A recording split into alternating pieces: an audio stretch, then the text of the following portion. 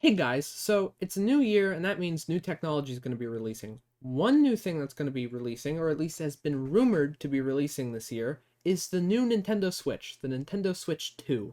There's a lot of rumors circulating about it. I'm going to be covering a possible announcement date, what the hardware looks like, or is supposed to look like, and furthermore, something very interesting related to AI upscaling that I'm going to be talking about. Let's get right into it. So let's start with talking about the release date.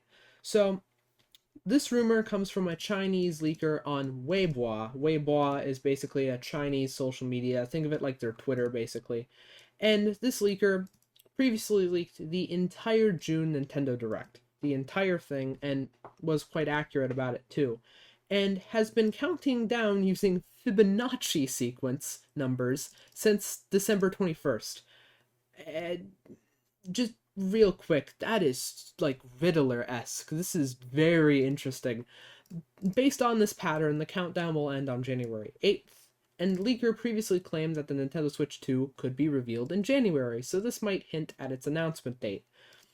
This is credible enough that even some like news publications for gaming are picking up on this.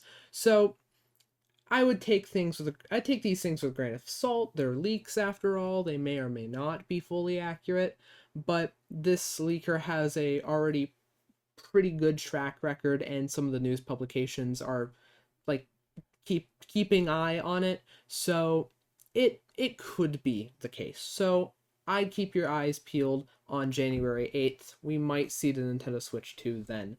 Now, let's talk about what hardware it's going to have. This is very interesting in more ways than one, and I'm going to get into that in a minute. So, this is an article from Game Rant. Actually, hold on, let me there we go. This is an article from Game Rant. The Nintendo Switch 2 motherboard layout has leaked on social media, and some pictures from sources may indicate that the console will sport 12 gigabytes of memory, specifically DDR5 low power memory, split across two 6 gigabyte chips made by SK Hynix. So it's going to have some pretty decent RAM at very fast speeds. It is going to have 256 gigabytes of system storage, which admittedly isn't a lot, but then again, this is a Nintendo console. They've never had a lot of storage, and even then, it's probably going to have an SD card slot. You can put in an SD card, whatever. And some of these leak images stated that the Switch 2 will utilize an NVIDIA System on Chip, SoC. Now, if you don't know what an SoC is, it is one chip that combines the CPU and the GPU into a single die. This is a very, very popular practice. For example, the computer I'm using right now, a Mac, it has a system on a chip. It is the M1 Pro, it is a GPU and a CPU on the same chip, and it's even the RAM on the same chip. It's all just one chip. It's a very, very popular thing that's going on right now, and some of the system manufacturers and the game companies are starting to take notice and cashing in on the trend. So all that's good, but the thing that stands out to me is the NVIDIA system on a chip that has the NVIDIA GPU. That's very, very interesting for a specific reason I'm going to show you right now. This is an article from Kotaku. Nintendo patent details an AI upscaling tech. Basically, on July 13th, 2023, a patent was filed by Nintendo specifically for, quote, systems and methods for machine learned image conversion, quote unquote. And it was just published this week. It was filed back on July 13th, but it was published this week. And the lengthy document outlines a process for AI upscaling that could be used to improve image quality using software rather than raw processing power, similar to DLSS used by NVIDIA GPUs.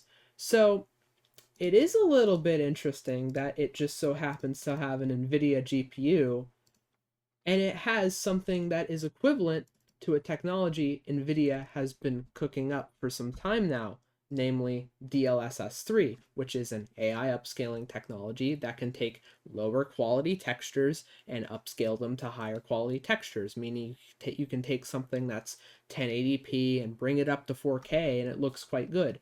And it does have some benefits, namely we can put native 4K textures where you can get 4K textures out of a game that only has 1080p textures, meaning you can have 20 gigabytes worth of content and still have 4K textures, where if it was native 4K textures, it would be 60 gigabytes worth of content. It saves space, which makes things cost less.